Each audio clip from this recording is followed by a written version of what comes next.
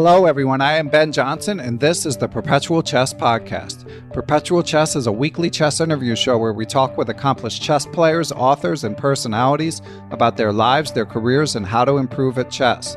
Perpetual Chess is brought to you through the generosity of its Patreon and PayPal supporters and by Chessable.com.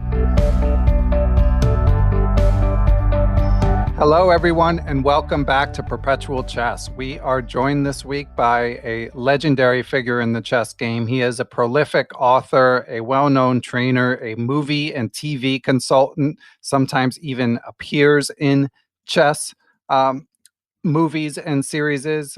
Most notably, he was involved with Searching for Bobby Fischer, in which he also appeared, and Queen's Gambit, both the novel and the series. He was part of the announcing team for the match of the century in 1972. He was the scholastic coach of legendary American players such as Fabiano Caruana, and Josh Waitzkin, countless other scholastic champions. And I am honored to introduce him and bring him in. Bruce Pandolfini, how are you? I'm fine, Ben. Great to be here. Hope you're yes, okay. What's that? I hope you are doing well as well.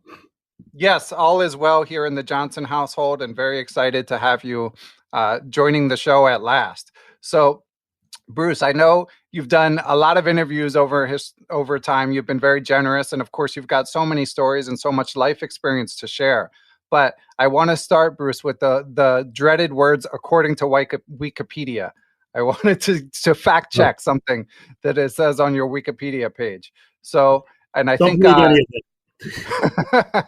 is it true or false, Bruce, that when you discovered chess at the age of 14, you skipped school for a month to read chess books? I'll have to plead the fifth on that one. I think the statute of limitations has expired. So. Oh, okay. Yeah, it's true. Amazing. Well, my parents were rather liberal. Let's put it that way. So this was at the Brooklyn Library? Yes, not far from where Bobby Fischer lived. Is this the Grand Army Plaza, the biggest one? That's right. Oh, wow. Legendary. And Bobby Fischer was known to take out a chess book or two from there as well. Right. That's part of his historic origin. I mean, I think he took part in an exhibition there, or I don't recall the details, but that was his library. He didn't live far from there. And what about you? Where in Brooklyn did you grow up? Various places, Borough Park, Bay Ridge, the Park Slope area, that's where that library is. Excellent. Yeah, I used to live in the Park Slope area, and I know the other, and Borough Park for that matter. So good to hear. And Bruce, of course, also, as you've discussed, you got to know Bobby Fischer, and of course you wrote Bobby Fischer's Outrageous Moves eventually. What was your first interaction with Bobby Fischer? Right. Well, let me say, first of all, I was not a friend of Bobby Fischer's. I was a friendly acquaintance. He had very few friends, and I always have to laugh when I hear people saying, "Oh yeah, I was friends with Fischer." It's just unlikely. I couldn't have called him up on the telephone and said, "Hi, Bobby." My first interaction with him, I think, was at an exhibition given by Grandmaster Larry Evans at the Marshall Chess Club. Evans was a wonderful presenter and maybe America's top chess professional all around at the time. And he gave maybe a 25-board simul at the Marshall, I don't recall. And I was in that simul. I had played a Sicilian against him and handled it very poorly. But I managed to last to pretty much the end. That was the last game, in fact. At a certain point, Bobby Fischer came in, I think, to join him. I guess they were going to go out to dinner afterwards because they were friends. And since my game was the last game left, Fischer stood behind me. He was actually standing behind me watching the game. Oh, man. Yeah. So here's Bobby Fischer standing over me. I have a lost position. I wanted to keep fighting. Eventually I resigned, maybe 10 or 15 minutes later. Evans had already sat down and there was no one else to go to. And there was additional pressure there. When the exhibition was over, Evan signed my score sheet. They gave him a huge hand because he really had done quite nicely, had won all his games. And then someone in the crowd suggested that Bobby sign my score sheet. And he immediately bolted for the door on the second floor of the Marshall and tried to get out. But in his way was Caroline Marshall, Mrs. Frank Marshall. And she could get anybody to do almost anything. She wrapped her arms around Bobby and said, "Bobby, sign the kid's score sheet." And she dragged him over to my board, literally, and he signed my score sheet. And that's a treasured remembrance I have all these years on. Do you still have the score sheet? Oh, yeah, yeah. How do you keep it? How do I keep it? Yeah. Packed in with many other papers that seem to be treated irrelevantly. But I can relate. Well, that was with Fischer. At least you still have it. So what year would that have been, Bruce? 63, I believe. I was... so you were 14, 15? Late 15, yeah. Wow, amazing. So then, this foreshadows, of course, your experience training Fabiano and getting to see him play for the World Championship. But okay, I mean, obviously Fischer's super famous and older than you, so it's not like you guys are friends. But you see him continue to get stronger and his profile continue to rise. Do you remember? Was it already clear that he had World Championship potential, or was there a moment that you remember where you realized that this was not your typical American chess talent? Are you referring to Fabiano? Well, let's start with Fischer. No, Fischer was already obviously a genius by then. Everyone knew that he had the talent to go all the way, and we expected that. He was incredibly well followed. I remember I was a wall boy for the 63-64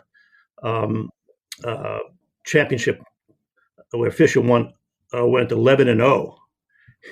And I recall that for the Reshevsky-Fischer game, which I handled a number of the games or shared them with other guys. That is moving the pieces on a demo board for the audience to see. We did it primitively in those days. But this was a big event, Reshevsky versus Fischer.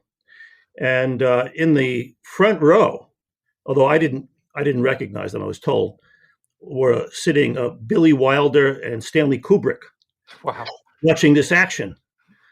So it was a very, very popular thing. Fischer was world renowned at that point. What is it, 50-60, he already played the game of the century. In 58, he won was it 58, he won the U.S. championship first time. He was a grandmaster at 15. He was incredibly well known.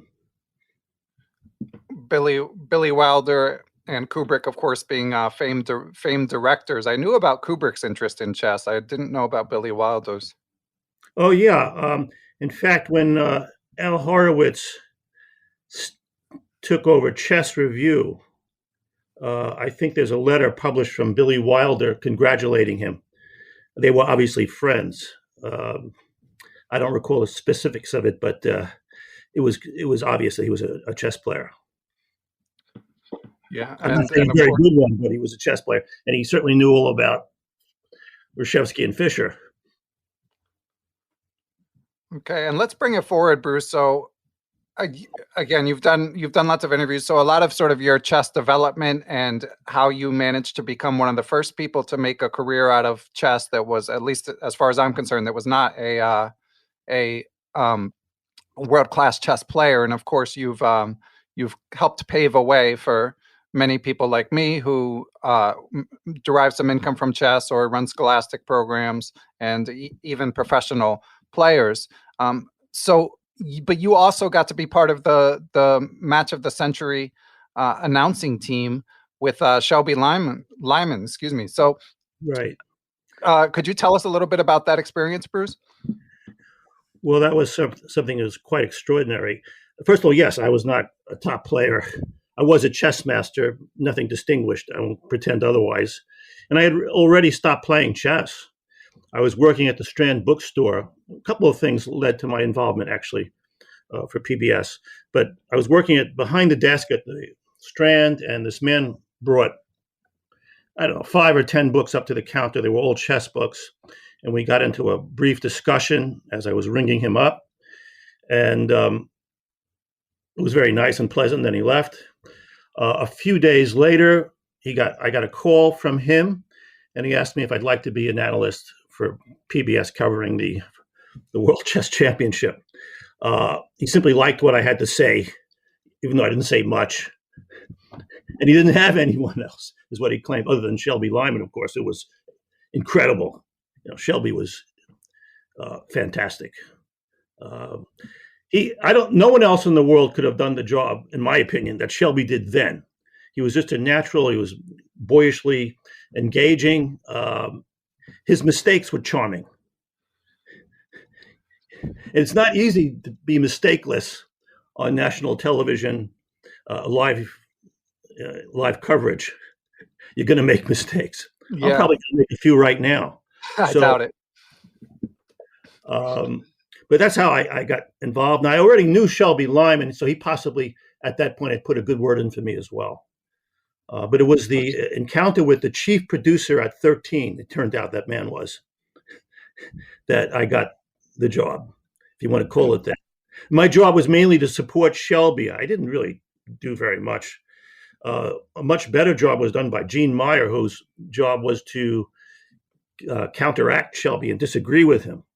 And that was kind of funny because at one point there was a break, and I guess they'd had a difficult exchange, and Shelby came on top of Meyer on private, and he really started yelling at him. And he had forgotten that was Gene's job, to be critical of his remarks.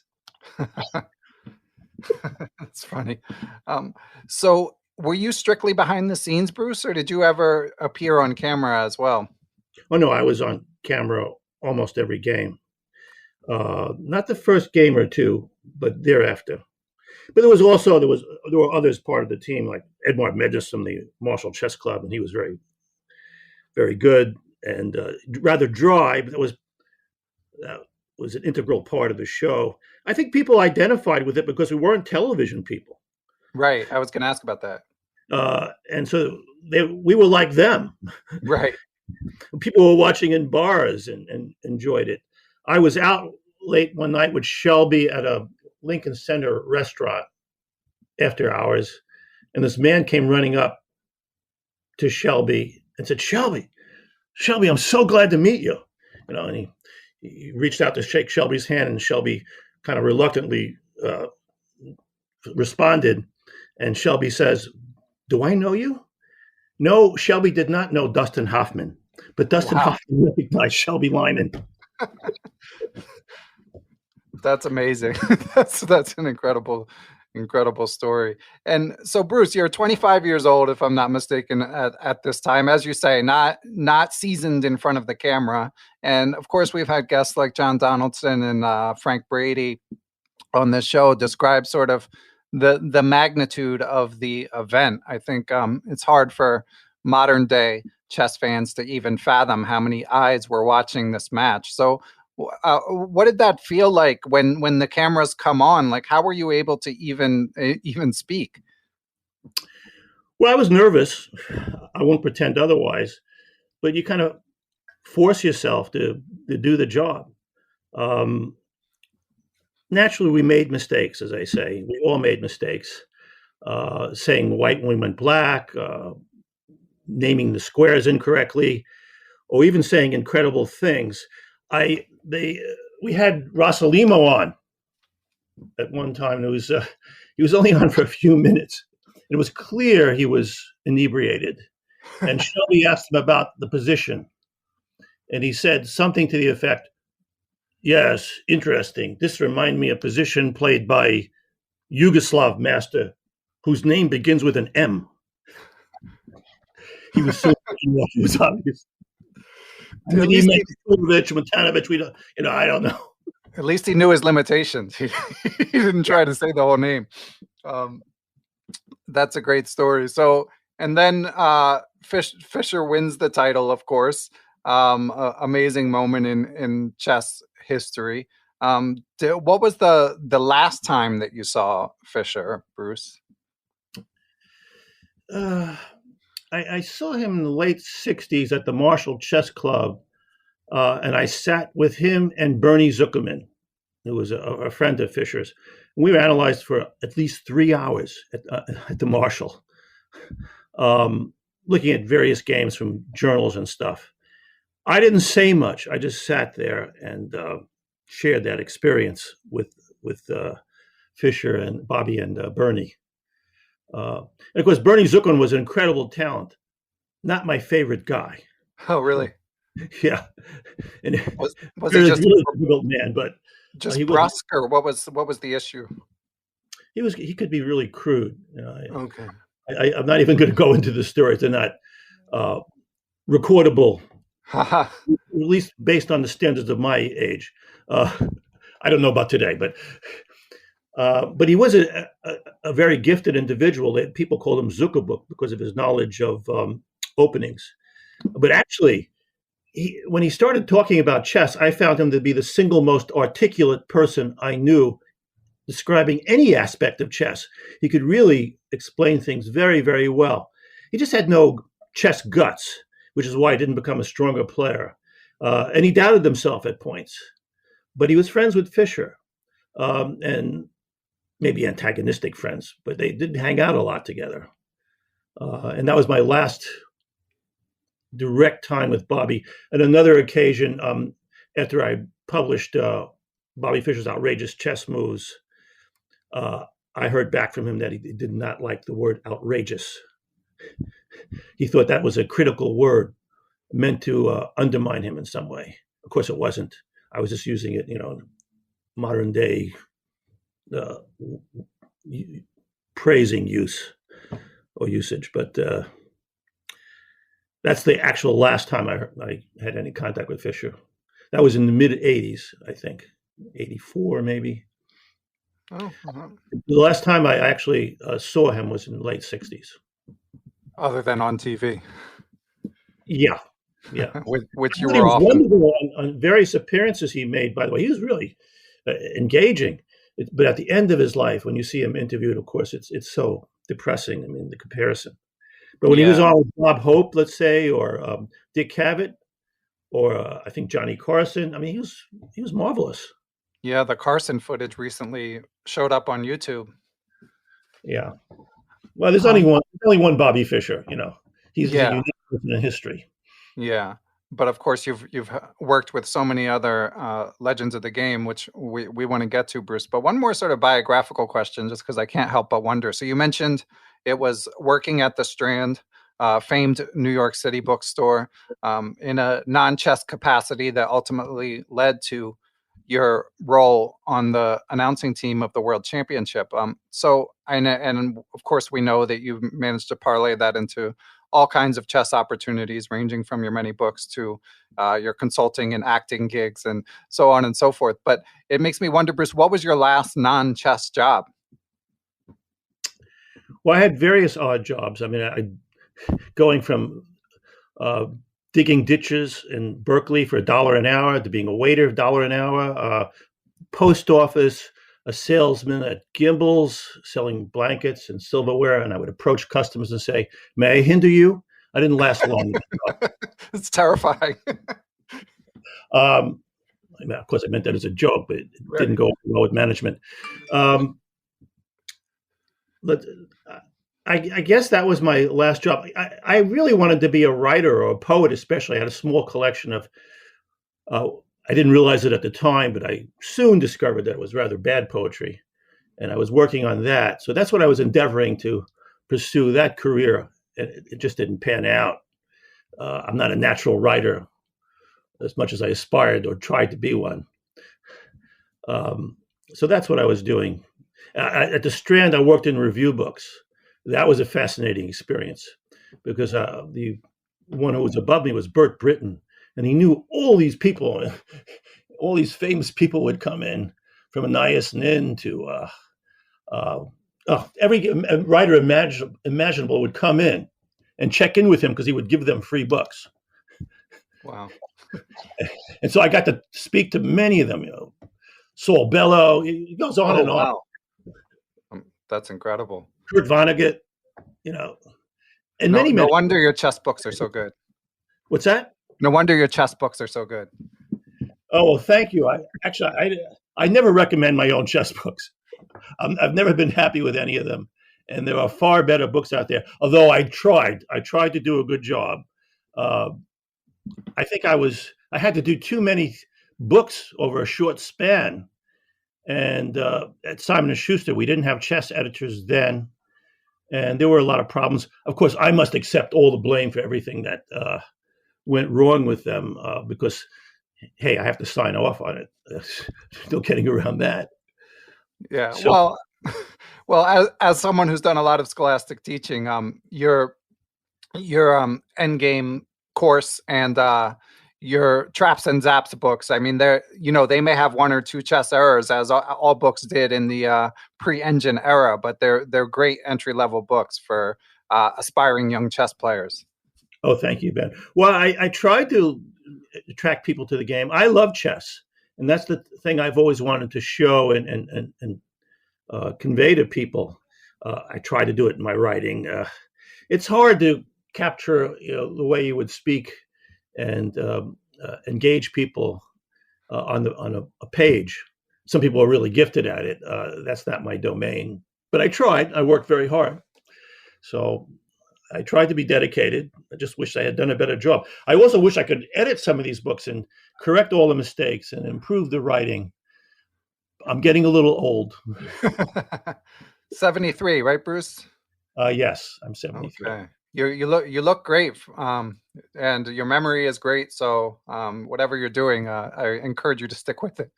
Well, let's see if I can last the entire remainder of the segment. Okay, yeah, Sure. might have spoken too soon. Well, on that note, we better take a break, Bruce. So Okay. we're going to take a quick break and hear from our friends at Chessable, and then we've got lots of questions from supporters of the podcast to dive into. This is your weekly reminder that Chessable.com has a ton of high-quality material.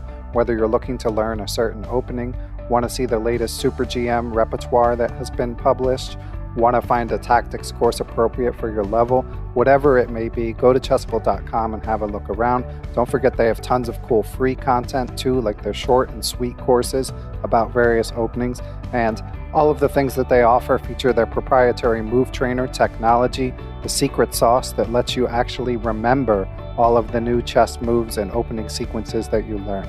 So once again, Chessable.com, check out their ever-expanding excellent library.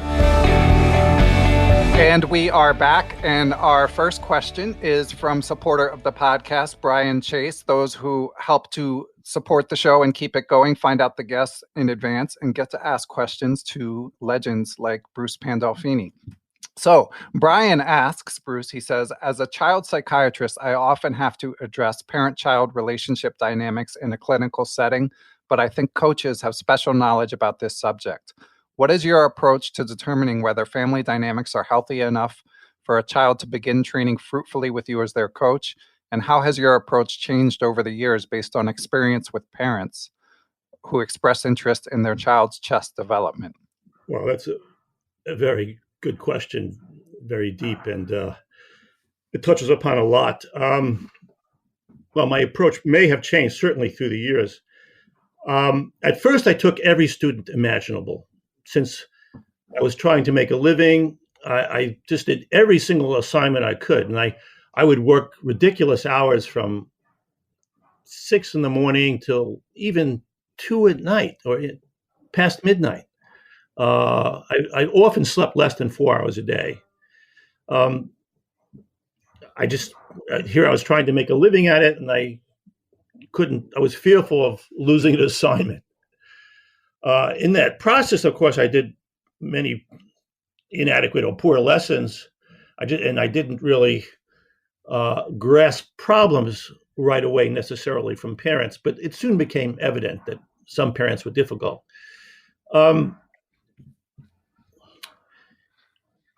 I found over time that I could be more helpful staying involved rather than dismissing students. For a while, I would be very selective if I could after I had established myself after the first year or so. But I like to think I'm a people person, and it made more sense to me to try to help a student who may have had difficult parents. Usually it's one parent, but it could Mhm. be two in some cases.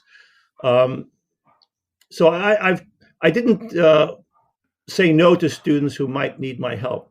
And I think I've had many examples where my personal relations and sense of identification with these students did help. Maybe I can give you a story or two. Amazing things happen. I was teaching this very talented young player. I think he was going on 8. And he had a lot of promise, although he did not play very often in tournaments. He had a problem, though, and that is that he had a terrible stutter. And I began focusing a little bit more on that end of things, trying to help him be more relaxed. I would find things he happened to be interested in, such as military battle plans and various points of history, and discuss them. And after a while, I was going mainly into those areas and almost dismissing what had to be done in chess. And I began feeling very badly about it. But I could see him gaining from it what I thought to be. And I made the decision to keep doing that. He had to move away. And I lost contact with him, and he still had the problems. A number of years later, I got a message on my answering service. And as I was listening to it, I was absolutely stunned.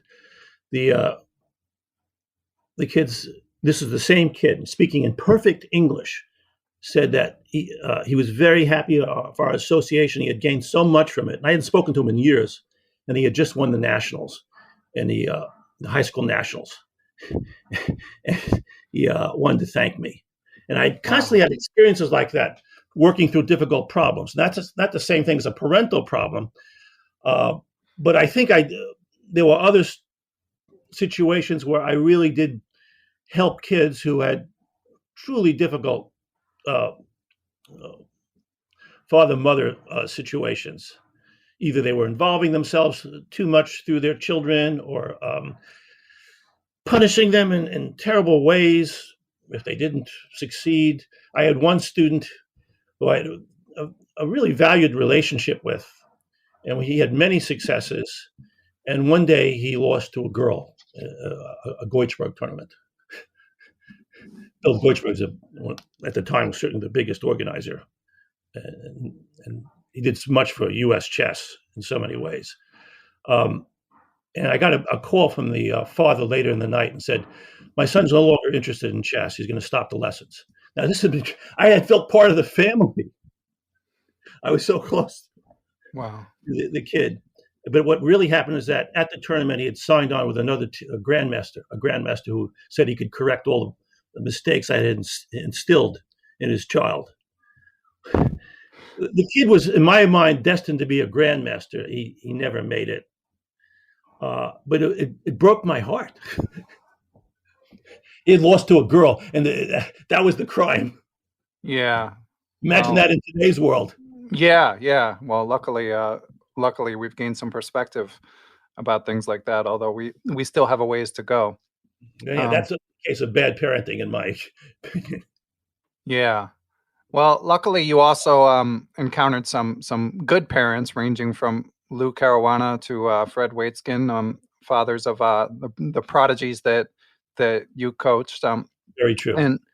And I should give a shout out to Bonnie Waitzkin as well. I don't know the name of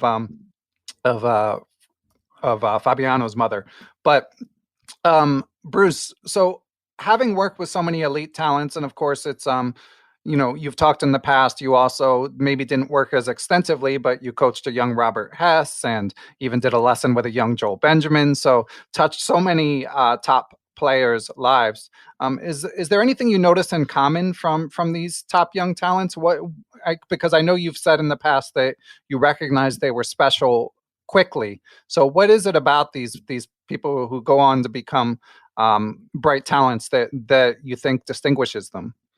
Well, it's clear at first that they're all fighters. They don't give up easily. You have to be very resourceful as a chess player. You often get inferior positions. You just can't give up. You have to find ways to fight back. I think overwhelmingly these kids have that. But also they love chess. I mean, they really enjoy the game, and it becomes part of them. So I think all of them have that, a great joy and pleasure in playing and analyzing chess. And you need that. You're not going to succeed otherwise. If you don't, I've always said if you love something, it usually loves you back. And that's certainly true for chess. So would you say that that's the most important thing, or do you think there is a most important thing? I'm not sure there is a most important thing, but those two things, being resilient, being resourceful, a true fighter, and also just loving what you're doing are critical. Certainly there are other talents going. It's great to have, a very keen memory, to love solving problems in general, to be able to find associations and analogies pretty easily, to realize that the rules have changed. For example, a rook is more valuable than a knight, but when you recognize in a position that suddenly a knight is more useful here and has opportunities a rook doesn't, well, that's a perception, a certain quality that these players have. They realize things are changing, and they pick up on that. And I think that's fairly true too. And there are other things. Chess styles are so different. Compare Kasparov and Karpov. Two different worlds completely, and yet two of the greatest players ever. Yeah, it's a good point. I mean, and I do feel like in recent years, with the advent of engines being stronger and stronger, the styles have converged a bit, but you can still see each person's unique imprint, especially at the very top with Magnus's unique grinding style. Right. So you coached Fabiano. You were, I believe, his first coach, and eventually Miran Sher, rest in peace, began coaching him. But could you describe a couple of those early experiences? How did he compare to your other students at the time? Because this is a long time ago now, and I do have an aging brain. Let me just correct one thing. I wasn't his first coach. He had a teacher, Caroline Caruana, at a temple. He was attending an after-school program, and she introduced me to him. And then he came over to my Berkeley Carroll class, and then we started private lessons after that. But I was his first private coach. And then Miran Sher was a brilliant teacher and coach. He was Robert Hess's main coach all those years. I think maybe his only coach, real coach. I mean, others gave Robert help. I helped Robert in his class sessions at the Browning School. We would often analyze two knights positions, or the two knights defense rather. And he was a real fighter. But Fabiano, it was obvious that he really was focused and attentive at the board. Right from the start, he could take losing very, very well. He really felt it, but he did not betray emotions at the board easily. He was very poker-faced, and I thought that was really wonderful. I thought he had tremendous potential. He was tactically gifted. Right from the start, he could see sequences of several moves in his head. And one thing you pick up right away from a child is, and any experienced teacher will know this, that you just follow their eyes and you see what they're thinking. To the extent that, and Fabiano thought this too at first, that I was reading his mind, but he was betraying his thinking by showing by his eye movement.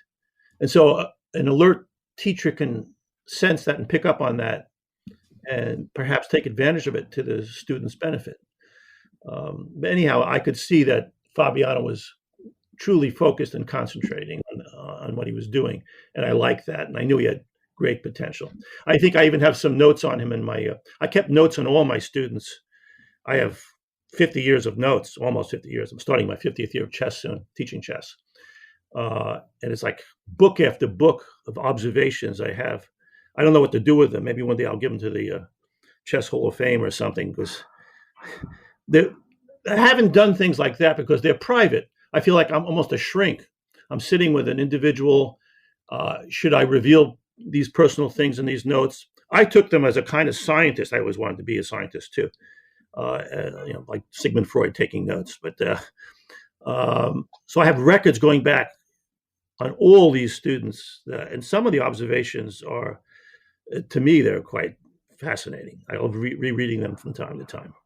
Yeah, you should definitely donate those to the Chess Hall of Fame. I'm sure people would love to see them. If Do you I ever look at them yourself? What was that? Do you ever look at them yourself? Yes, from time to time, although most of them, reams of them, are buried in my storages around town. So I don't get to see them all. Every once in a while, I'll come upon something as I go through a box and say, "Oh, wow, look at that." And the observation tends to be true. It's always fascinating to see a student you haven't seen for many years, by the way.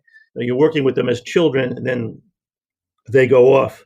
Of course, I've lived long enough now, 20, 30, even 40 years later, I will see a person who's grown up.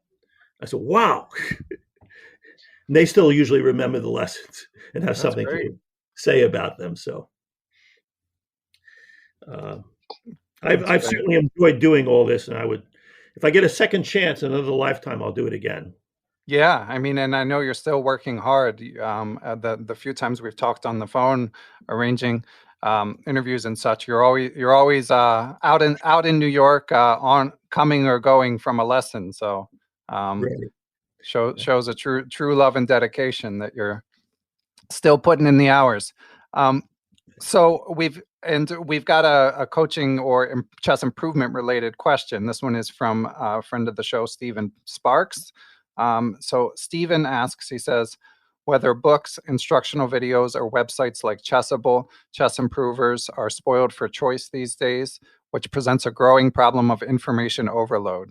So Bruce, if you had to name 3 books besides your own excellent books, and those are Stephen's words in addition to mine, that chess improvers should work through closely, what would they be?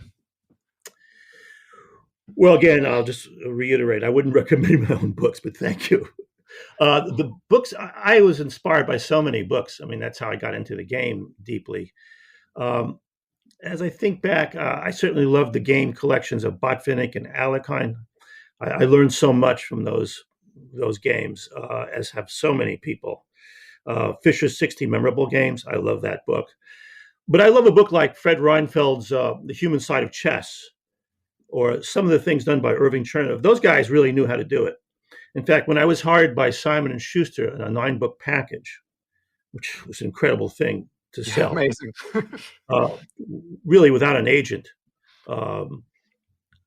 In fact, when I did get an agent later, she said to me, I'd never heard of anyone selling 9 books to Simon & Schuster. How the heck did you do it? Well, they wanted me to replace these classics by Reinfeld and Chernev and Horowitz. And of course, they are irreplaceable. My books don't compare to them.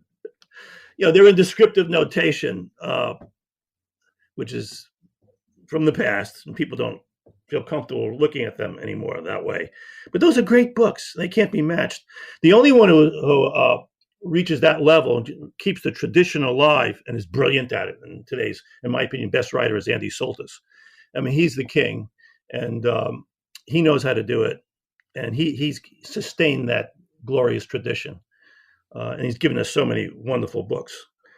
So yeah, turn to the books of Andy Soltis if you want to receive some inspiration from chess. Yeah, and Andy does it all from chess history to chess improvement. Yeah, there's only one Andy Soltis. Yeah. Okay, and another improvement-related question. This one is from Glenn Downing. Thanks for the support, Glenn. And Glenn asks, he says, given Bruce's incredible teaching record over decades, what chess improvement advice have you stopped giving? And what advice has stood the test of time? Not an easy question to answer, but a good one. I think when I first started, since I didn't really know where to begin or how to do it, I turned to the, Tarish and Capablanca and Lasker, Emanuel Lasker, the great teachers based on their writings. And I started with the end game because they emphasized that. And And I also had some knowledge in the end game, more so than I had in the opening and the middle game, I think. And I've helped through the years players much stronger than myself by helping them analyze the end game. So I started there, and I was kind of perhaps too forced in that presentation. But over time, I realized there is no one way to teach chess, no one thing you had to do first, in my opinion. You could start almost anywhere and enjoy it and spread out from there. Certainly, you can learn things from the opening, the tactics of the middle game, even the more advanced concepts and strategic thinking in the middle game. You can go from there. That's all possible, as long as you have someone who presents it clearly, really tries to help the student, and kind of knows how to do it. So over time, I don't necessarily start with the end game at all. That's changed completely. Not that I'd have a problem starting there, but I find that a lot of students will be dissuaded from going further if you say, look at this end game, or let's go over this. They say, I never reach an end game. Why am I doing this? So true or not, I have to deal with that. And if you have that psychological block that you feel it's not going to be valuable, well, you're not going to get much out of it, or you're going to get a reduced amount out of it. So I won't enforce that at all.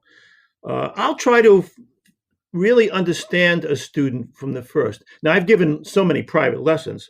I've also given a lot of classes, by the way, even at the college level, not just after school. For 19 years, I was on the faculty of the new school, and those courses were given for credit.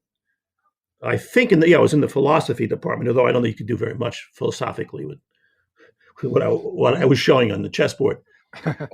But I did things like that too. Most of my teaching, though, was privately over the board in a one-on-one way. And I found that over time, I would start playing a student to see what he or she knew, and would begin asking questions to see how they responded. And sometimes in an hour lesson, I'd ask hundreds of questions. You would think, how's that possible? I mean, they'd make a move and they'd say, oh, there? And with a question mark. Why there?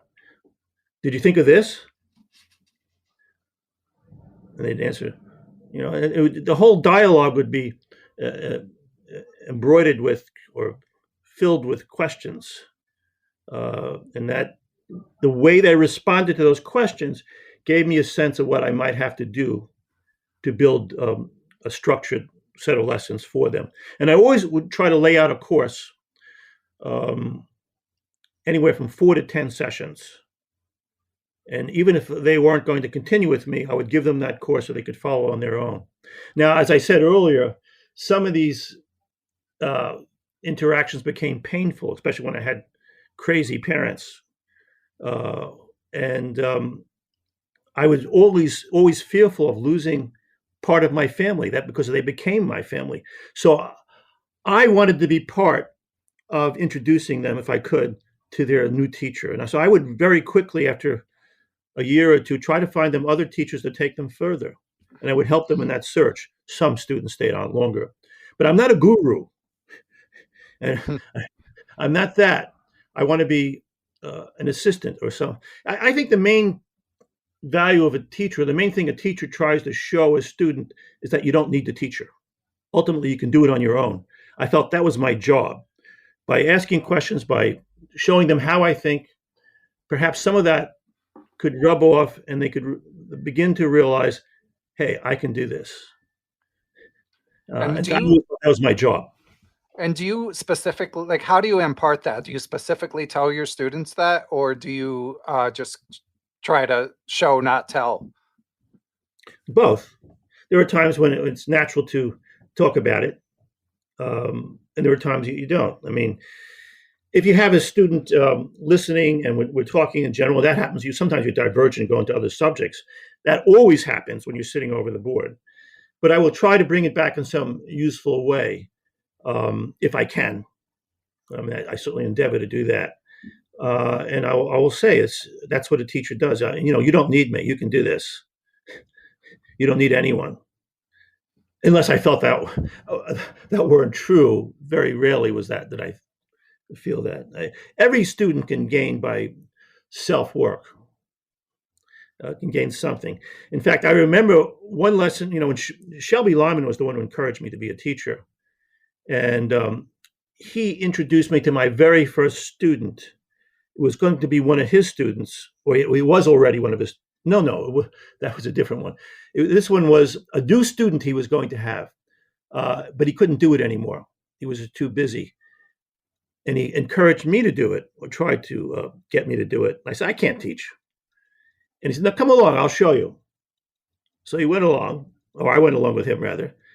And this guy had a board, and we sat down at the board. And Shelby's first comment to him was, let's play, or something to that effect. And the fellow said, but I don't know how the pieces move. And Shelby said, move them the way you think they move. Huh. And I thought that was profound. Wow. Because even though the guy couldn't divine how the pieces move, in trying to do that, when it was explained to him, he would be so much more receptive to the ideas, I thought. And I thought that was ingenious on Shelby's part. It was a way of getting a lesson going. He was America's most successful chess teacher at the time. He was actually giving regular classes, and he was very, very good at it, at the Marshall and elsewhere. He was a great talent. Of course, he's gone now. Yeah. Well, great wisdom there, Bruce. Thank you. And we've got one more teaching-related question, and then we'll do a little bit of Queen's Gambit before we let you get on with what I'm sure is a busy day, Bruce. So this question is from Dima Spivak, and Dima asks, he says, how has the rise of chess on YouTube and Twitch impacted the development of your students? Is having instant access to so much quality chess content helping or hindering the next generation of chess players? Right. Well, I think these tools, such as the incredible software we have these days, can be very helpful. But we shouldn't be reliant on them as if they're the last word, even when they are. As is often said, it's better to have a bad plan than no plan at all. And if you just try to memorize these suggestions, move-by-move suggestions, without understanding how they integrate into an overall approach, you may not get as far as if you have a slightly inferior idea, but related to other things that are supportive of it. And so I wish we would get back to general planning again and asking strategic questions, which is a very important thing to do in any learning discipline, to ask relevant questions that generate information about the position or about the situation before you, and then to take it from there. Very often, by merely asking a question, you practically have the answer. I know it's platitudinous, but it's true. I love what we call Capablanca's question in working through a middle game and trying to form a strategy or plan. I'll say, what would I like to do if I could? Mm-hmm. That's not a profound question, but remarkably, if you pose such a question, your mind unconsciously will be or will better chance of being led to a good area. That's how the mind works to some extent. So just that general query can lead you to a chain of thought that can be helpful and productive. Anyhow, these tools today shouldn't be dismissed. They've led to stronger players in general. And we can see how many players are 2,800 and plus or approach that. Bobby Fischer finished at 2780 or 2785. Now, obviously, if Fischer had access to these tools with his genius, he would have been able to exploit them too. But all these players who have done so well have been inspired by Bobby Fischer and, Mikhail Botvinnik and the great Russian players of the 50s and 60s, and how they contributed with their various and different styles. All these players have learned from those great ones. And it's the site of much often put out there cliche, Isaac Newton's, if I've seen further than others, it's because I've stood on the shoulders of giants. Well, that certainly applies here. These players have learned so much from, the Fischer years and the Soviet work. I love so many things said by Botvinnik. One thing he would do if he had a problem with an idea, or he didn't feel he could handle it comfortably, in his practice sessions, he would go right into the teeth of it and expose himself to the problem, trying to overcome it, so that he became more and more comfortable with it. So I think there's so much to be learned from those players, even though we can say, well, the openings are a little different now. And not really. And yes, at the same time, yes, because of all these ideas that have been revived, from the Berlin defense, which was discarded for so many years in the Lopez, and then became a tool of top players, to so many other things. Nakamura has delved into so much of that and found so many original ideas, or revived them in old ideas in new and exciting ways. And you see that across the board. So I don't think these tools will put an end to chess. I think we'll find a way to extend it even further. But at the same time, I know people say, wow, this is so boring because these people draw all these games and I don't understand what they're doing. Yeah, it's hard to understand what they're doing. It reminds me of an anecdote of Wilhelm Steinitz. Supposedly, a kibitzer came up to him after a game, whether or not this is true, it's out there, and said, you did this and that. I don't understand why you did this. It made no sense. I just don't understand. And I think he said something to the effect, have you ever seen a monkey contemplating a watch? Right. You didn't mess with Steinitz. Yeah. Yeah. And what you're saying, Bruce, Magnus Carlsen within the past few weeks actually had a quote where he said he doesn't think you can become a top player by only studying and working with engines, that you have to study the classics. They got the words right out of the world's greatest player. So, yeah. Okay. Well, Bruce, this has been amazing. I just want to talk about Queen's Gambit a little bit if you're up for it. But first, let's take a break and hear from our sponsors. We're going to take a quick break to tell you about our friends at chessmood.com. Chessmood.com has a comprehensive library that covers all phases of the game, opening, middle game, and end game. Their opening repertoire videos are very in-depth and cover everything you need to know about the openings that they have handpicked. They also have some great free content available, including Grandmaster Avtek Gregorian, their founder's blog, and the Daily Lessons with a Grandmaster, which you can find on their YouTube channel. So go to chessmood.com and check out what they have to offer, and be sure to subscribe to their YouTube as well. Let's get back to the interview.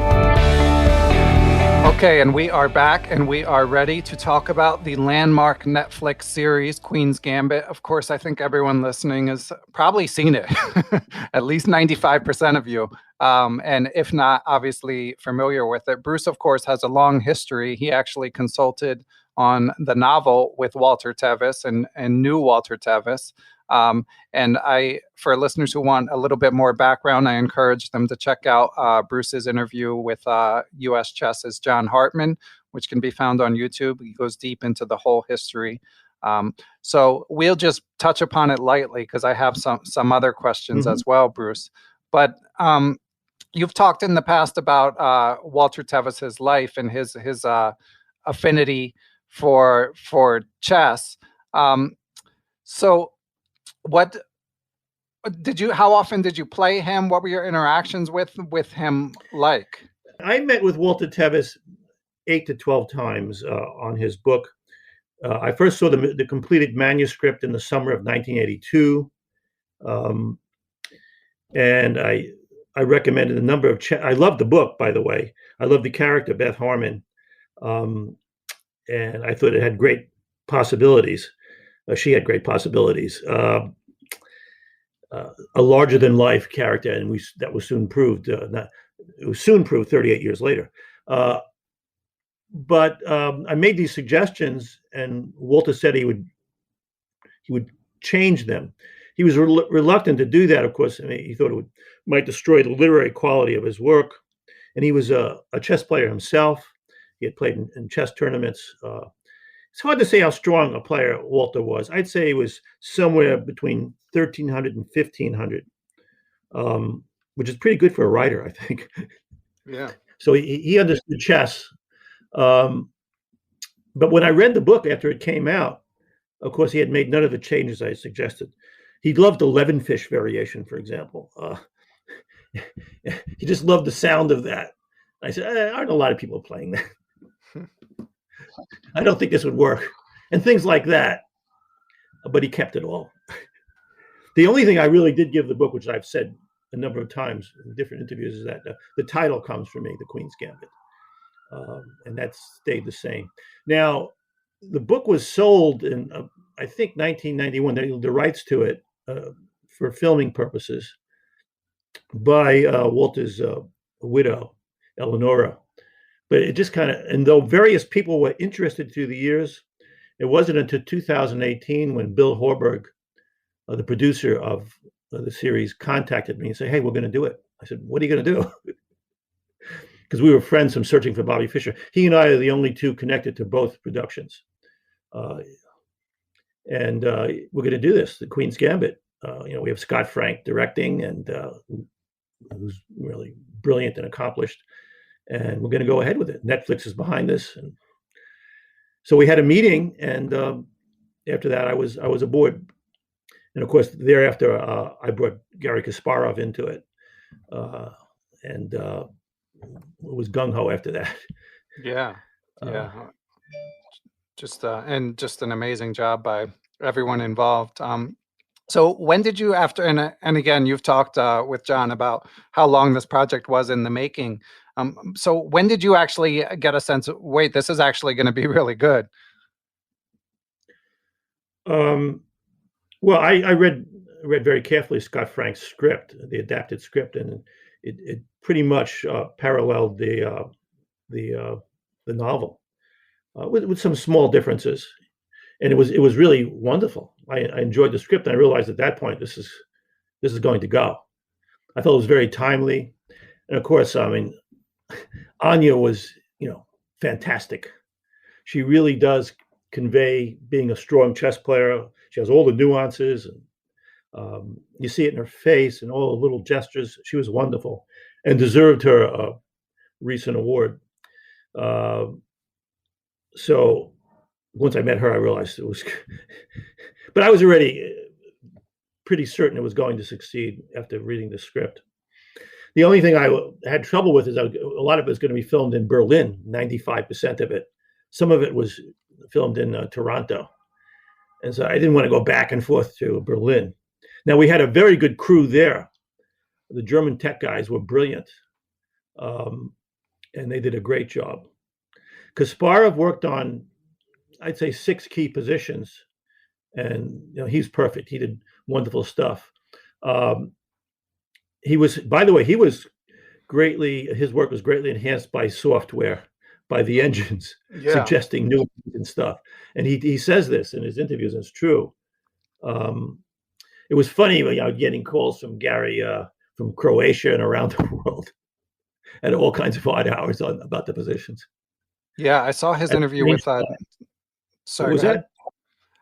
We'd get him at strange times and places, but I'd have to take it because it was Garry. Yeah. I'm not ignoring his call. I was just going to say I saw his interview with Jen Chahadi, and he went into the detail about the work that went into selecting the positions, and it was staggering how much time he went in and how hard he worked to match the manuscript, the details in the prose to the positions. He worked very hard. Garry worked very hard. Now, he didn't come on set except maybe to visit one day, I think. But he worked hard from you don't have to be there in today's world. I had to be there a lot because I had to train the actors on how to move the pieces and look natural and stuff like that. And that relies on making them feel comfortable and being there for them a lot, talking to them a lot, giving them stuff for their phones so they could play over. The German guys produced videos so they could watch of other chess players and how to grab the pieces too, so they could review that. Now, Anya did not prepare as much as some of the others. She was just such a natural. She wanted to be shown a lot of it immediately beforehand, and she was just great at that. But some of the other actors did want to be steadily prepared throughout, for even if the scene was small. And that's the key thing, to make them seem as if they're natural. You don't have to actually play.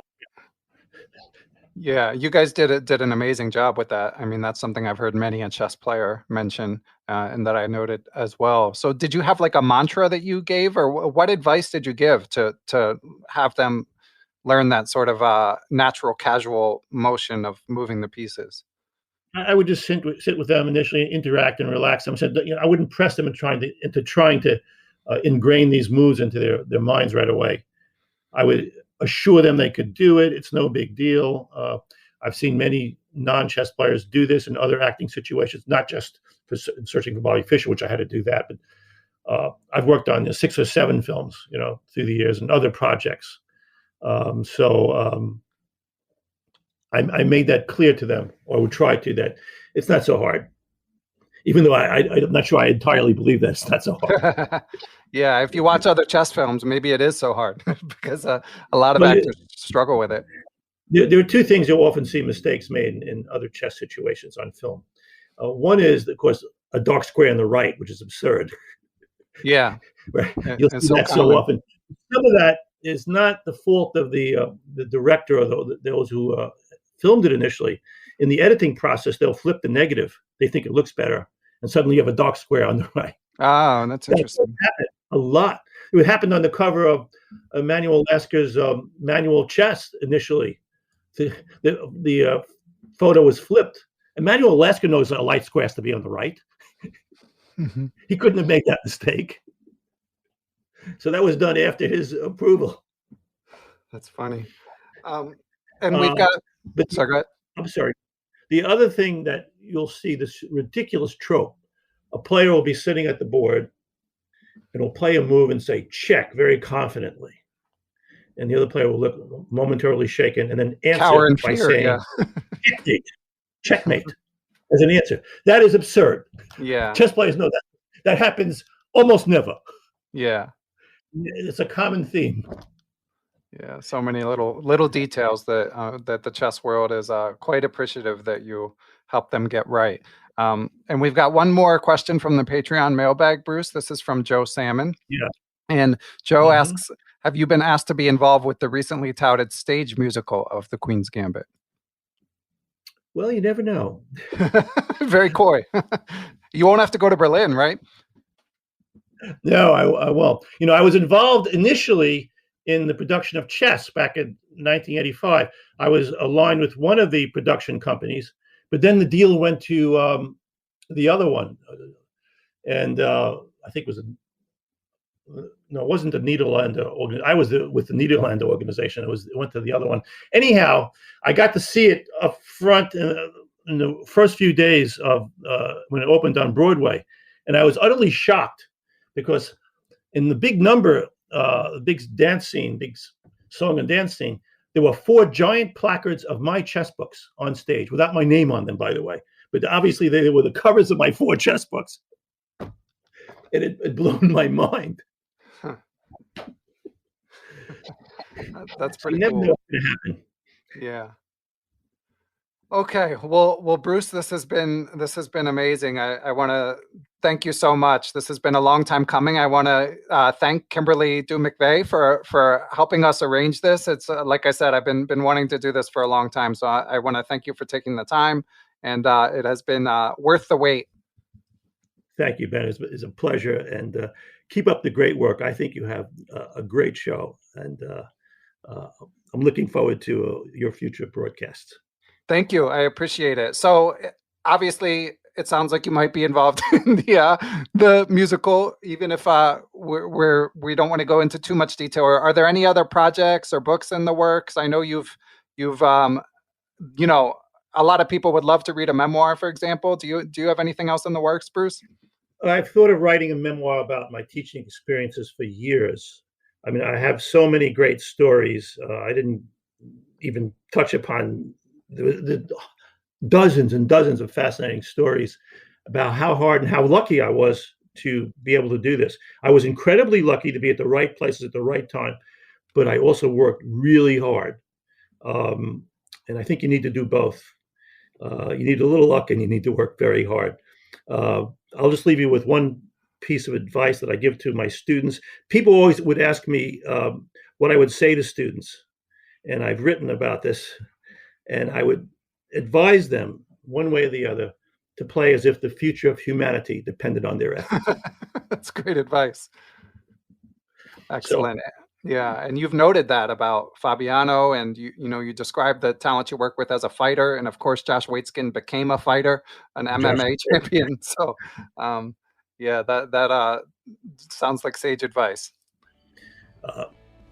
Thank you, Ben. Okay, have a good day, Bruce. Thank you so much. Be well. Take care. Big shout out to Matthew Passy, my producer, been helping us for over 4 years. Much appreciated as always. I also would like to thank everyone who helped spread the word about the show, whether it be by word of mouth or a positive review on a podcast platform. I can't even keep track of all the platforms anymore, but every review is appreciated. I also wanted to remind you guys, you are always welcome to follow me or Perpetual Chess on social media. On Twitter, I'm at BennyFischer1. That's where I'm most active. We also have the Perpetual Chess Facebook group where we post every episode, and sometimes the guests chime in to continue the conversation. The Perpetual Chess Instagram page is unretired. Follow us at Perpetual Chess where we post weekly clips. If you would like to email me, the easiest way is ben@perpetualchesspod.com. Also, of course, want to thank our sponsors, Chessable.com and ChessAim and ChessMood. Thanks for helping the cause, guys. Much appreciated, and great products that I'm proud to be affiliated with. Last but not least, of course, I want to thank all of our Patreon and PayPal supporters. I would like to give extra special thanks to the following people and entities: Chessable.com, David Lazarus of LazmanChess.com, Quality Chess Books, the Capital City Chess Club, the Abysmal Depths of Chess blog, Adapta Interactive Web Designs and Services, the Apprend Chess Twitch channel, Andrew Alharji, Andrew Bach, Aniti Deer, Austin Clough, Benjamin Porteau, Bill Sigler, Kathy Carr, Chad Oliver, the Charlotte Chess Center, the Chess Central's Chess Blog, Chessmood.com, Chris Flanagan, Chris Lott, Dan O'Hanlon, Daniel He, Danny Davidson, David Schreiber, I am Dimitri Schneider, I am Eric Rosen, Eric Tam, Ewan Richardson, Farhan Thawar, Faraz Sawaf, Gary Foreman, Glenn Downing, Greg Harst, I am Greg Shahadi, Gregory Galuk, Guven Manet, James Holyhead, James Kennedy, Jeff Martinson, Jens Green, Jeremy Nielsen, John Jernigan, John Rockefeller, John Cromartie, John MacArthur, Kelly Palmer, Kevin O'Callahan, King Celt, the King's Crusher YouTube channel, one of the OGs of chess YouTube, Lucio Casada Silva, the law offices of Stuart Katz, Matthew Feeney, Michael Can, FM Michael Oblin, Mike Zelazny, Mr. Mike Shahadi, the famous Mr. Dodgy, the Nerdnays Twitch channel, Peter Sodi, the Playmore Chess Academy of the Hamden Chess Club, Reuven Fisher, Reverend Roy Fry, Seattle Chess Club, Shane Unger, Stefan Kelty, Stephen Martinez, Sven Gierson, Thomas Stanix, Thomas Tachenko, Todd Bryant of StrongChess.com, Todd Kennedy, The Vintage Patzers, which is a Chess.com improver group, Wayne Beam, William Hogarth, and I also would like to thank Aaron Waffler, Ace Viega, Adam Ralph of ChessEngland.com, Adrian Gutierrez, Alan and Maggie Sue, Alex Pejas, Alexander Markovitz, FM Andrei Terakov, Dr. Andrew Perry, Angus McLeod, Barry Hessian, Bill Juniper, Bill Moran, Brad and Andy Rosen, Brett Howard Lynn, Brian Chase, Brian Mullis, Bruce Scott, Brian Tillis of Palm Beach Chess, Chad Hilton, Chess Patzer Spain, I'm not sure if that one's a real name, Dr. Charles Snodgrass, Chris Wainscott, Christopher Baumgartner, Christopher Chabris, Christopher Wood, I am Christoph Zalecki, aka Chess Explained, Coach J's Chess Academy, Corey Budson, Costa Caras, Courtney Fry, Craig Mallon, Daniel Ginsberg, Daniel Naylor, Dave Saylor, David Bleskacek, David Brown, David Hamblin, David Cramley of Chessable.com, Dalen Shelton, Dennis Parrish, Dirk Durker, FM Donnie Ariel, Dwayne Edmonds, Ed Daly, Ed Mead, Emmanuel Langlois Robitaille, Ethan Smith, Hallelujah Cat, Ian Mason, Indrek Ryland, Felipe Melo Pereira, Fox Valley Chess Club, Francis Letarte Lavoie, Dr. Frank Tortoris, Frank Zananis, Gary Andrews, Gary Lewis, Geert Vandervelde, Gene Stewart, Gerard Barta, Giovanni Russo, Han Schrute, Harish Srinivasan, Howard Vihan, Jacob Kovac, Jason Apollo, Jason